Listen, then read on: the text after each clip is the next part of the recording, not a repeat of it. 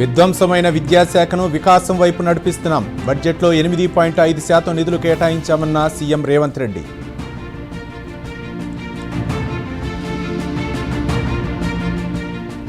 తెలంగాణలో జనసేన ఆఫీసును ప్రారంభించిన పవన్ కళ్యాణ్ మణికొండ ఆఫీసులో జనసేన సమక్షంలో పలువురు చేరిక.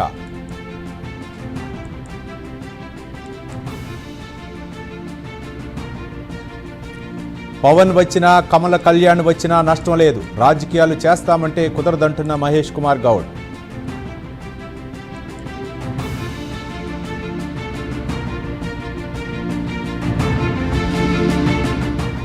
ధాన్యం కొనుగోళ్లపై ప్రభుత్వం చేతులెత్తేసింది, యూరియా సరఫరాలో ఫెయిల్ అయ్యారని హరీష్ రావు ఫైర్.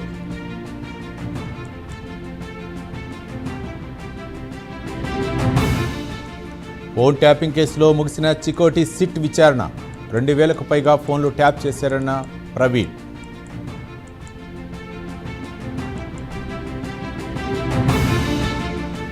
సంధ్యా థియేటర్ తొక్కిసలాట కేసులో బన్నీకి నోటీసులు, సోమవారం వ్యక్తిగతంగా కోర్టుకు హాజరు కావాలని స్పష్టం.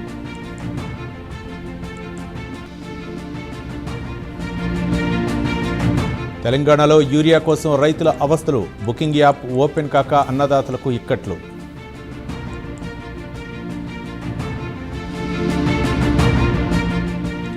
రేవంత్ సర్కార్ ఫస్ట్ హాఫ్ అట్టర్ ఫ్లాప్ అయింది, గ్యారంటీల ఊసే లేదంటూ కేటీఆర్ విమర్శలు.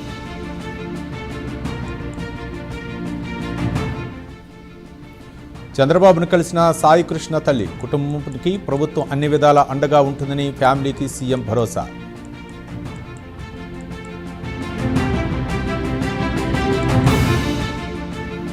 సాయి కృష్ణ లాకప్ డెత్ చేయడం దారుణం, ఏపీలో రెడ్ బుక్ రాజ్యాంగం నడుస్తుందన్న వైసీపీ నేత అమర్నాథ్.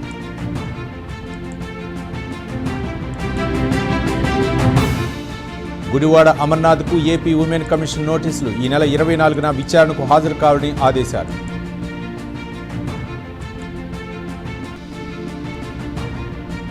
బొల్లా బ్రహ్మనాయుడుకు బెయిల్ మంజూరు, షరతులతో కూడిన బెయిల్ ఇచ్చిన రంగారెడ్డి కోర్టు.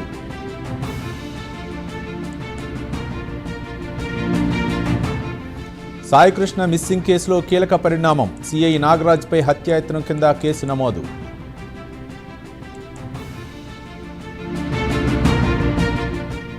పోలీసుల భాష సంస్కారహీనంగా ఉంది, రాజకీయ నాయకుల చెప్పు చేతల్లోకి వెళ్లారన్న కన్నబాబు.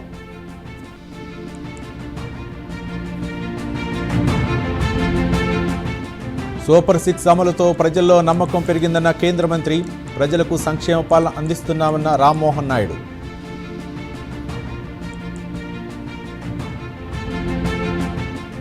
లొంగిపోయిన మావోయిస్టుల కదలికలపై పోలీసులు డేగ కన్ను, సరిహద్దు ప్రాంతాల మాజీల కదలికలపై ప్రత్యేక నిఘా.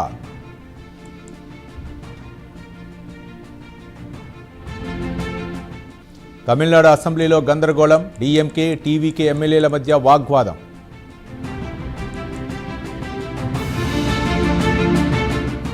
నీట్ యూజీ రీ ఎగ్జామ్పై జోక్యం చేసుకోలేమన్న సుప్రీంకోర్టు, విద్యార్థుల తరపు న్యాయవాది విజ్ఞప్తి తిరస్కరణ.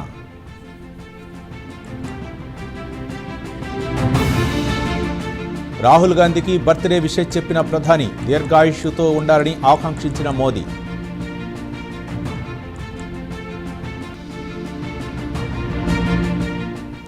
పాకిస్తాన్కి చెందిన అసద్ను స్వదేశానికి అప్పగించిన భారత్, సరిహద్దులో ఇరు దేశాల సైనికుల కరచాలనం.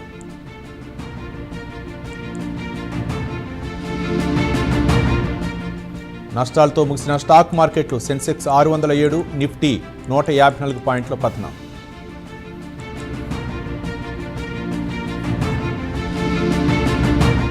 భారీగా పతనమైన బంగారం, వెండి ధరలు, 1,50,000 దిగువకు చేరిన తులం బంగారం.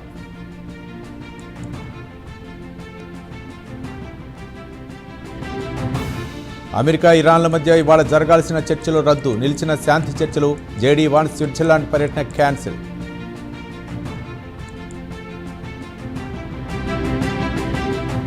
పెంచిన పామే కాటేస్తుంది, పాక్ పరిస్థితిపై యుఎన్ఓలో భారత్ చొరకలు.